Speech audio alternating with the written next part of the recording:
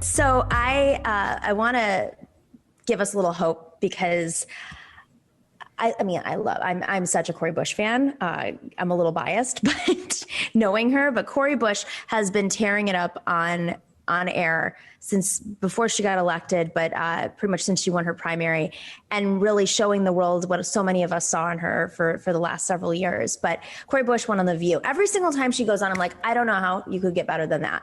And she outdoes herself. Nobody outdoes. She outdoes herself. I think she got Meghan McCain a little teary-eyed. And that's a special kind of superpower. So let's roll that clip real quick. Congresswoman, on today's most sacred Martin Luther King Day, a lot of us are sitting here feeling hopeless.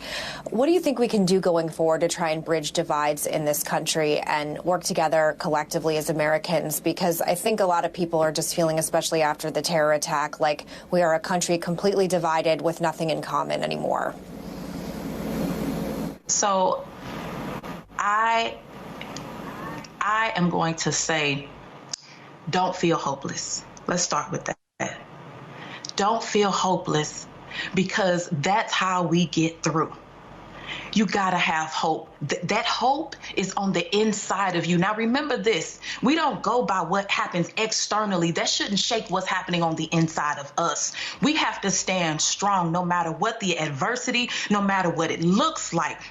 Our faith has to be the core of everything that we do. And our faith in action is how we make change. And so when I think about when I was sleeping in the car with my two babies and my partner, and we were moving that car around St. Louis because we didn't have a home, I didn't lose hope. I was hurt. I was tired. I was humiliated. I was burdened. I was oppressed, but I didn't lose hope. Every single time I got my paycheck and I had $20 left over and I still had to take care of my kids and pay daycare and all of this, and I had $20 left over, I didn't lose hope. I worked on me. And so, no, don't lose hope. Right now, Dr. King's legacy was not about sitting back and allowing other people to do the work. His legacy was not about letting someone else dictate how we should feel. His legacy was about making sure that a dignity and a quality of life for each and every person was available. I am an instrument of peace. That's what you should be saying. I am an instrument of peace. I bring everything that I have, every gift, every talent, every skill, bring that to the forefront and put that to this movement. And so what we can all do is we can do our part to make this an anti-racist society.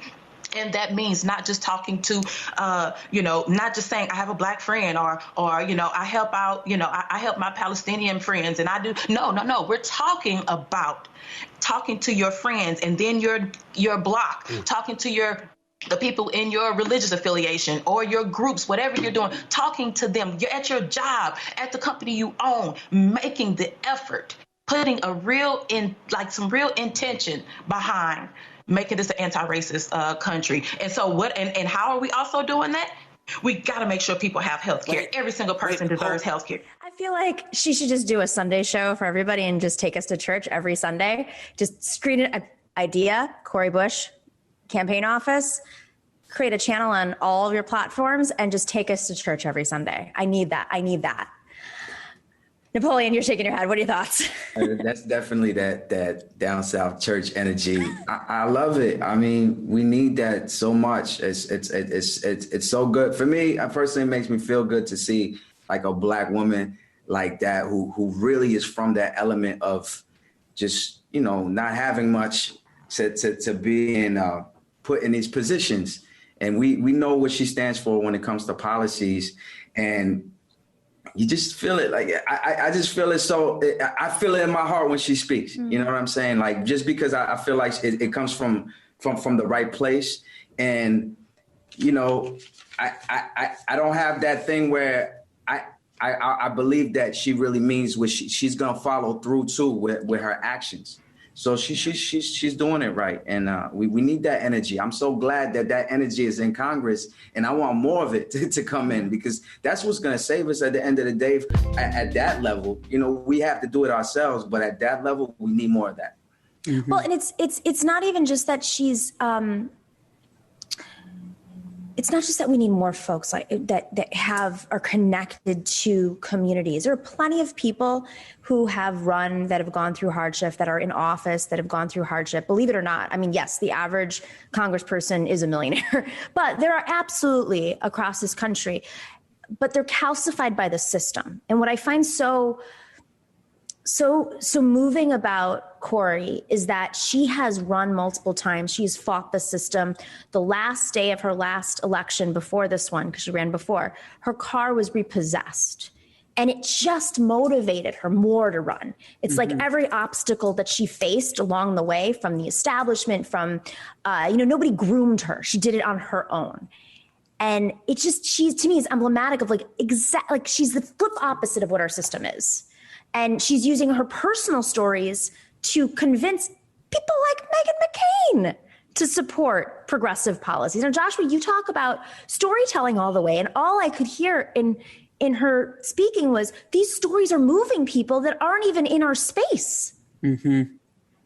And she's telling stories and then immediately going to, and now let's talk about anti-racism, and now let's talk about healthcare, and using them to motivate people to actually be able to dream about something different, which is also the opposite of like the bedtime stories the society tells itself, where, how many times have you heard someone say, oh, well, I've pulled myself up by my bootstraps and I came from nothing, and that's why we should keep the system exactly like it is, because I made it. So therefore, if you didn't make it, it's your fault. It's literally the opposite point of that. It's drawing the inner resources of struggle to be able to have vision in a way that's honest. Like it's like what Napoleon was saying, is like you feel what she's saying in your body, and you feel the honesty and clarity and the truth of what she's saying. Thanks for watching and listening to The Nomiki Show. But remember to click like and subscribe on YouTube, and please share on social media. If you're not already a patron, please join us for as low as $5 a month on patreon.com/The Nomiki Show for early and special content. That investment makes a huge difference. We are not corporate media raking in the dough. It's really you guys that are keeping us going. So please consider being a patron. And to our current patrons, thank you so much. We are incredibly grateful to you. We also now have swag. So check us out on thenomikishow.com to get your mugs, your totes, and your stickers.